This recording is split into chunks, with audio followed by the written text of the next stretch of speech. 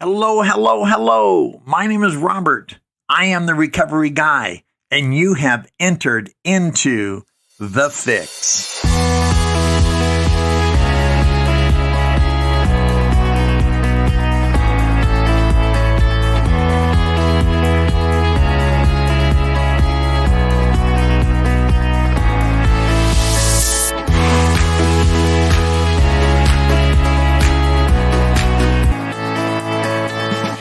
Hello, hello, hello. My name is Robert. I am the recovery guy. Welcome back. I'm so glad that you've made an effort and a decision to join this podcast. Of course, I am the recovery guy, and this is The Fix. You know, it's so important that we fix that which is broken. You know, so often in life, we become so fragmented in our choices that we become blinded to the fact that we can become whole. Sometimes it takes a while. Sometimes we become whole when we decide not to be broken anymore. Sometimes it's almost instant transformational. Sometimes over time, to really get finite in how whole we become is part of the journey, and I am so glad that our recovery is a journey, not a destination, because I've said it before, I say it again, I never want to be done with this journey. I want to wake up every day with the opportunity to get better and the knowledge that I can, providing I'm willing to take some steps in that direction. As a result of that, I am well. I have over 36 years of personal recovery, and I tell that to encourage you. I'm continually encouraged. I'm encouraged as I was when I had 1,000 days and 10,000 days and so on. Today, I think it happens to be 13,289, but it is today. That is what I can lay claim to.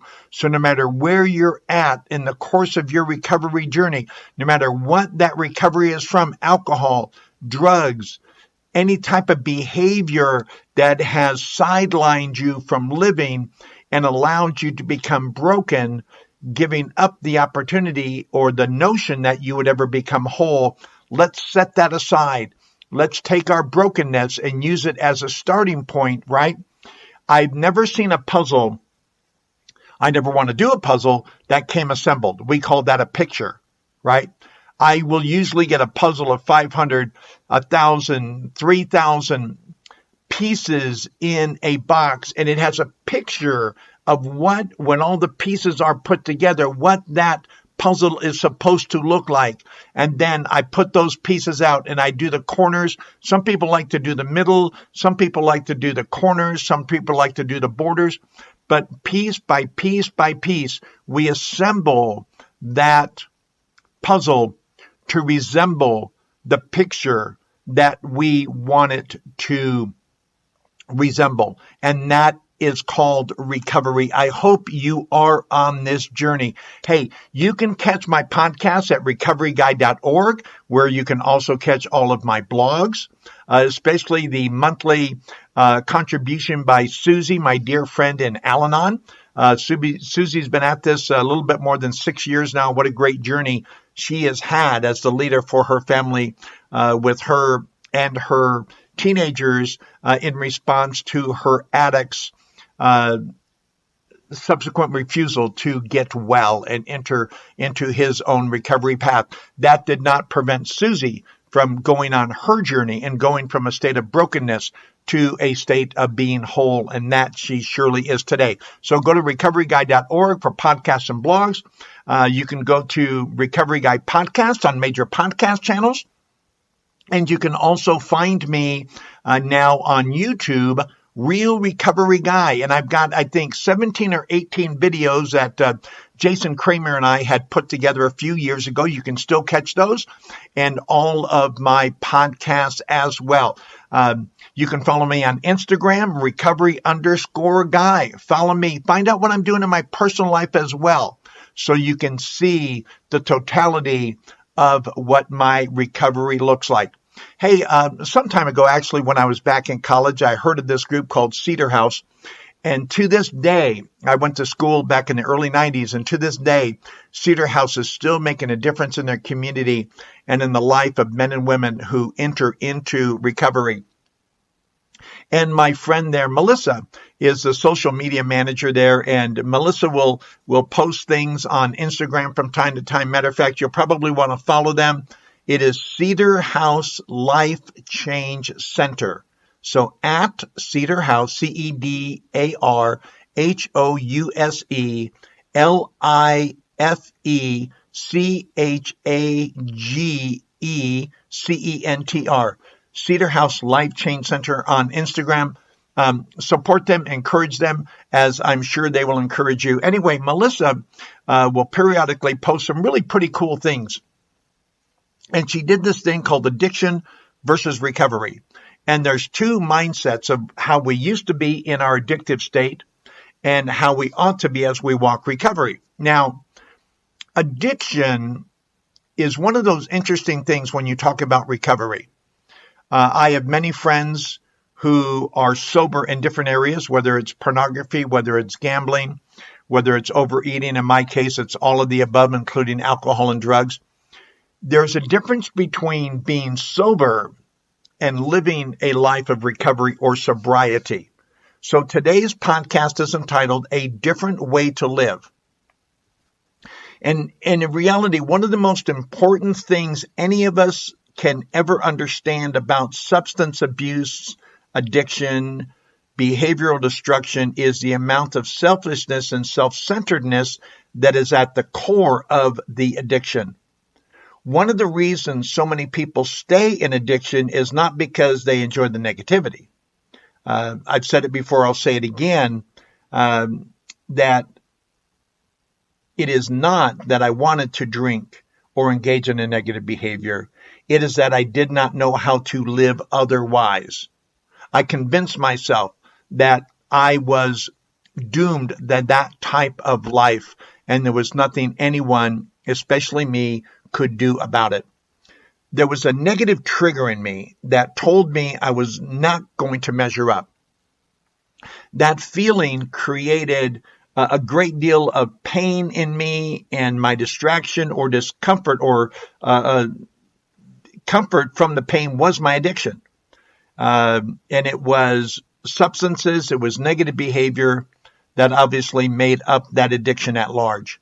Now, recovery is a different way to live. Again, recovery is not merely the absence of a substance, it's how we live while we do not engage in that substance and or behavior.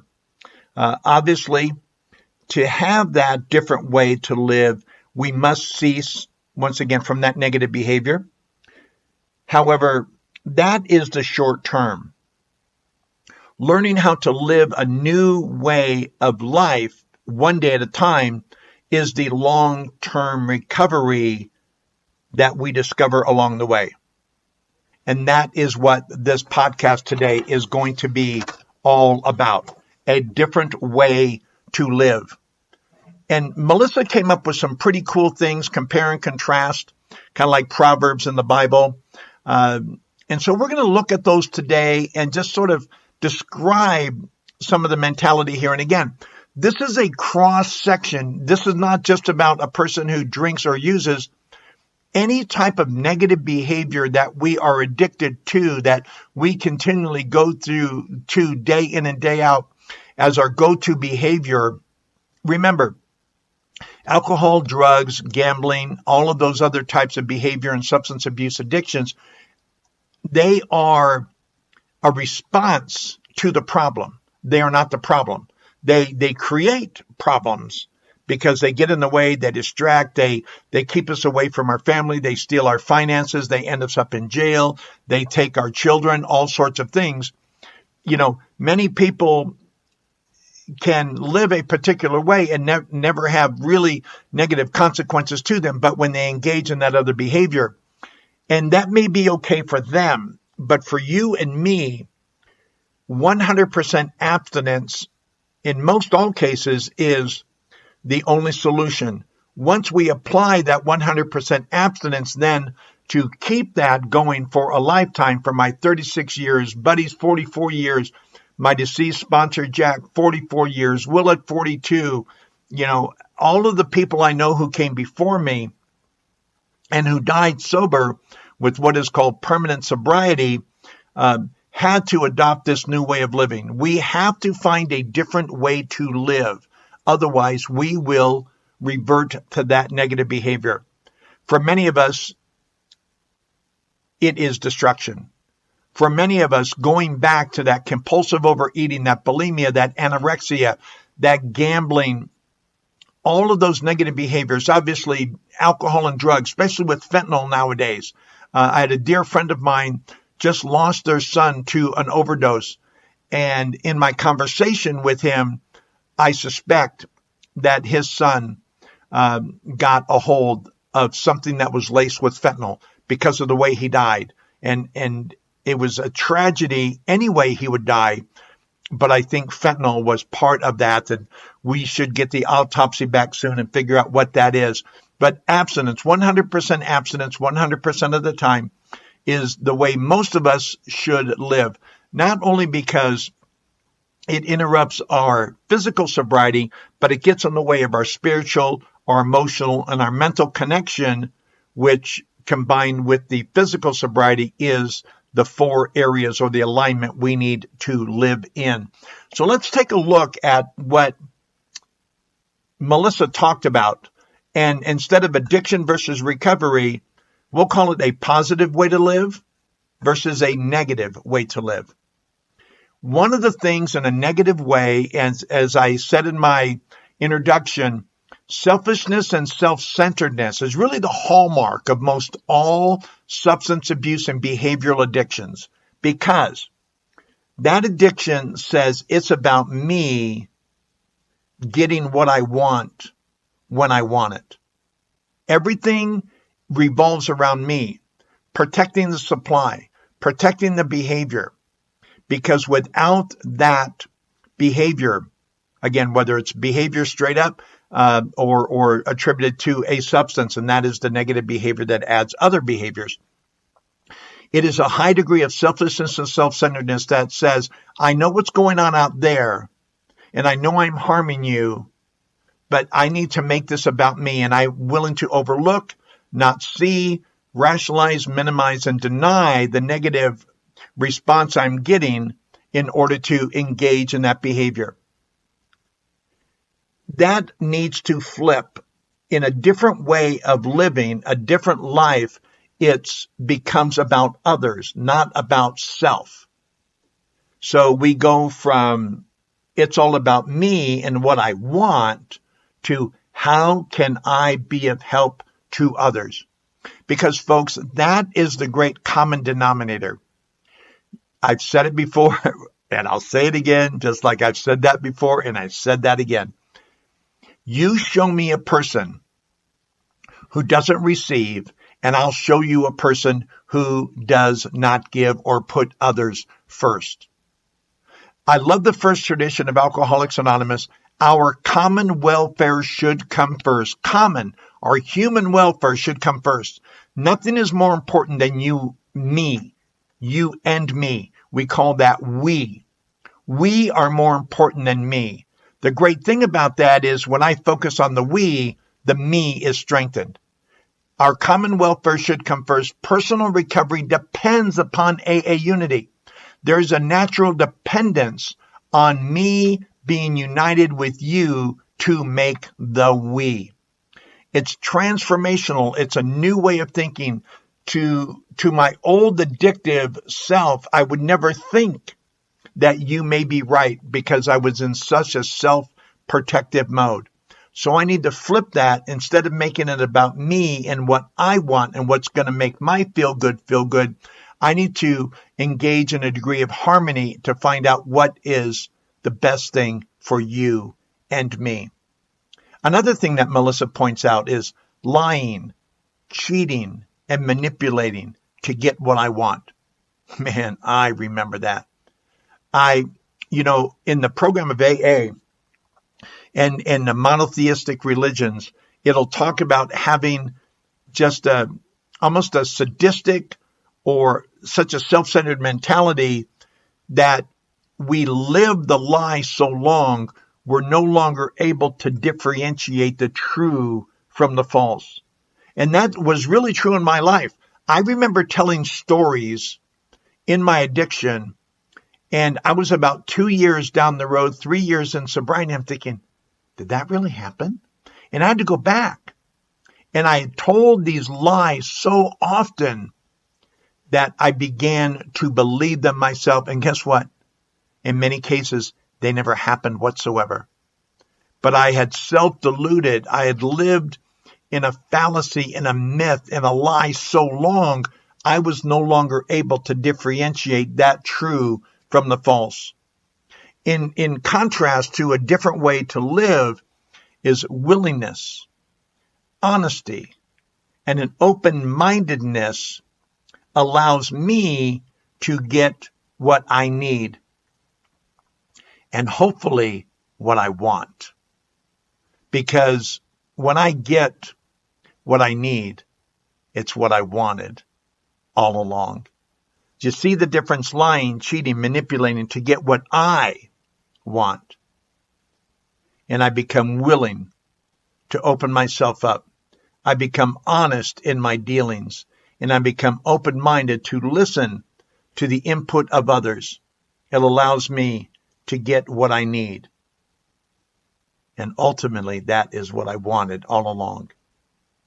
The next thing that Melissa points out is, I can take care of myself.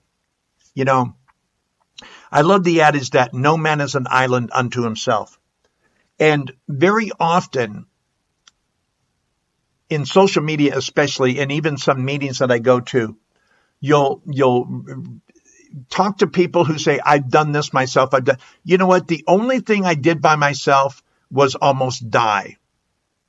Everything else that's positive about me requires you and a higher power. So the contrast to that is there is something bigger than me. Sometimes that bigger than me is God as I understand God. Sometimes something bigger than me is a sunrise, it's a sunset, or as my friend Jim, the lucky alcoholic, would say, the tide, very powerful as the ocean responds to the pull of the lunar force. Sometimes it's in a meeting, whether that be in church or synagogue or mosque or in a 12-step meeting. Somewhere it's within family. There's something bigger than me that's operating a part of me, but independent of me. It is bigger than me that makes me bigger. Once again, I move from the I to something outside of me that essentially is inside of me because it's that power that helps me to grow. Sometimes it comes from a force that I recognize outside of me, but it engages something that has lived inside of me and has been dormant for a long, long time. This next one I love because I talk about it all the time. We rationalize, we minimize, we deny, we justify when we're wrong. I'd never met an opportunity to do those things. Well, of course, you would do it if you had my life. That's rationalization. Justifying is saying, well, I was in pain, I was feeling badly, so I did this, I did that, and the other. Or minimize. It really wasn't as bad as you think it is. And deny. I don't know what you're talking about, right? We rationalize, we justify, we minimize, we deny when we are wrong. And in contrast, the recovered side, owning my part, admitting my faults, and trying to grow from them, right? That's what 12 steps of recovery is all about. Owning my part. I admitted I was powerless over alcohol and my life had become unmanageable. I take an inventory in step 4. I admit that inventory in step 5. Steps 6 and 7 deal with defects of character and shortcomings. And then in steps 8 and 9, I admit my faults to my fellows and try to make amends where possible. And of course, in steps 10, 11, and 12 is the life that I live, with admitting when I was wrong, seeking a higher power, and then going out to assist others based on that newfound power that I have. The next thing that Melissa discusses, and these are great, I hope you pay attention and write these down and jot these down for yourself. Or you can find them at Cedar House Life Change Center and just download them yourself. Projecting a false image of myself. Wow. That is volumes of what I could speak on. But I never wanted anyone to see me as me, because when I looked in the mirror, when I had an image of myself, it was a person who was defeated. It was a person who was nothing, who came from nothing and was a nothing, was always going to be a nothing. That was my image. I wet the bed until I was 11 years old. So I grew up being called piss pot. And that's how I thought of myself. My false and negative image kept me in bondage. And I would try to project an image of something that I thought you wanted me to be because of who I thought I was.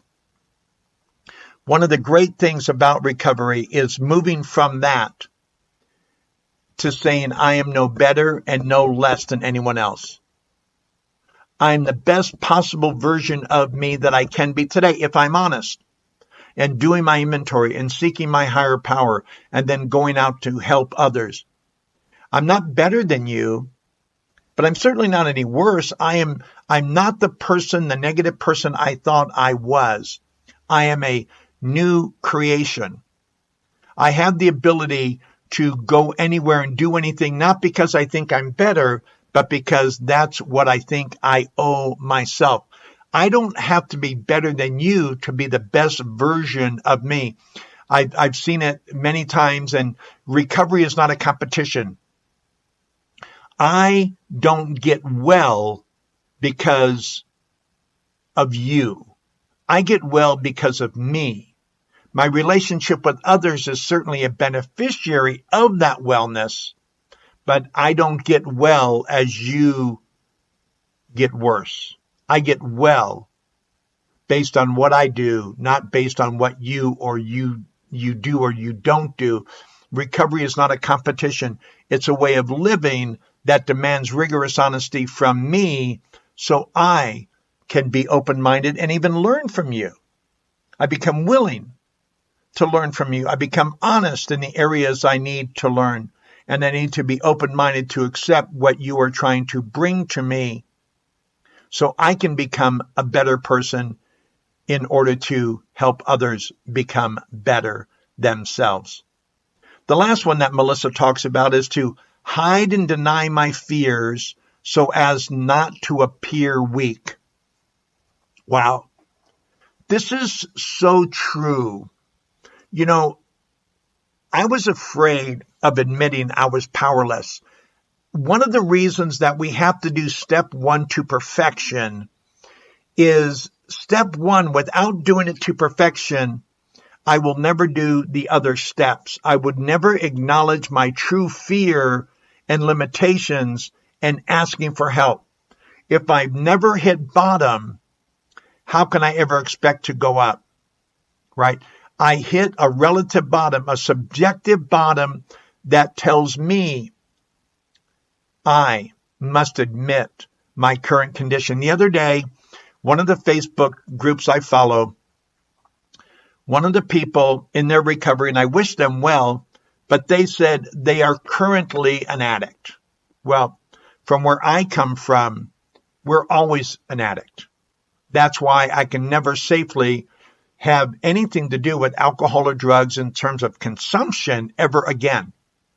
Because I know, what do they say? One is not enough and 1,000 is too many, or whatever they say. And, I have a mental obsession coupled with a physical allergy. When I do one, I might as well do everything. Because it is that first drink, that first drug that gets me drunk, that gets me high. Because once that hits, Katie barred the door. And I have to admit to my innermost self that I am an alcoholic, that I am an addict. This is the first step in recovery.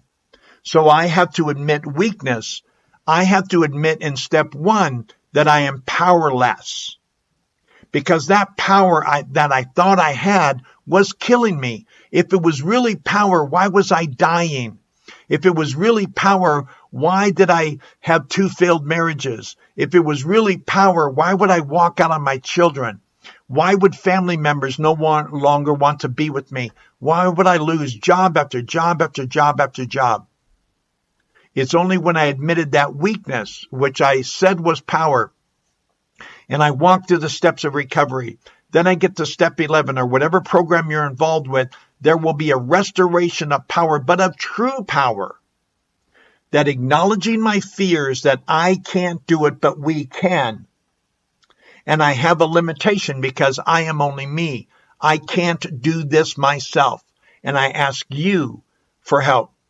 Thank God there were rooms of recovery. Thank God when I went to the Nevada Treatment Center, they introduced me to a 12-step group that when I got there, they said, look, if you're willing to learn, we're willing to share. We're going to share with you anyway. But the fact that you're willing to learn is going to help you along your way. They were going to be fine with or without my recovery. It was me that needed to learn how to submit myself to God and to others and admit that I was powerless and my life had become unmanageable in order for me to gain power and a sense of manageability in my life. It was a different way to live. And I hope you find that different way to live. So just to recap, in a different way of living, it's all about me and what I want. I go then to how can I be of help to others? Lying, cheating, and manipulating to get what I want transforms into a willingness, honesty, and open-mindedness that allows me to get what I need. And ultimately, that is what I want. The next one is I can take care of myself, which is total selfish and self-centered. Anytime I say I don't need you, beware, because I'm about to fall.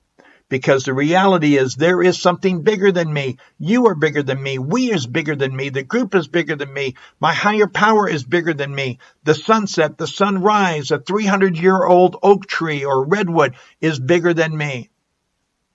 Next, when I rationalize, deny, justify, and minimize when I'm wrong, that is an indication that I don't know how to live.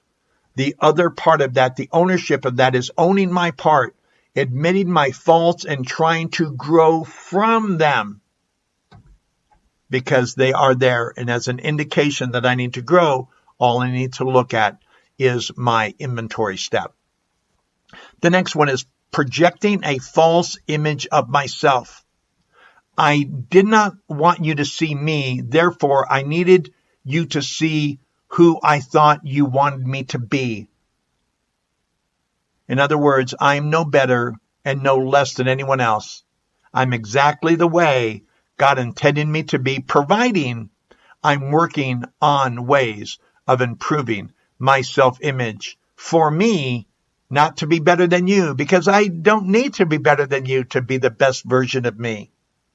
Finally, to hide and deny my fears so as not to appear weak. The other version of that is acknowledging my fears and limitations and asking for help. Steps 1, 2, and 3. I can't. He can. And number 3, I think I'll let him. Thank you so much, Melissa from Cedar House, for putting this on your Instagram page. I've learned so much from it. I hope you enjoyed this as well. There's so much that we have to go through. Let's go through it together. It's a lot more enjoyable when we go through this life together than trying to overcome the obstacles that are bigger than me without you. Go check me out. Again, recoveryguy.org, the major podcast channels, Recovery Guy Podcast, YouTube, Real Recovery Guy, and of course on Instagram, recovery_guy. My name is Robert. I'm the Recovery Guy. And as always, we got broken apart, but we get whole together. Have a great day.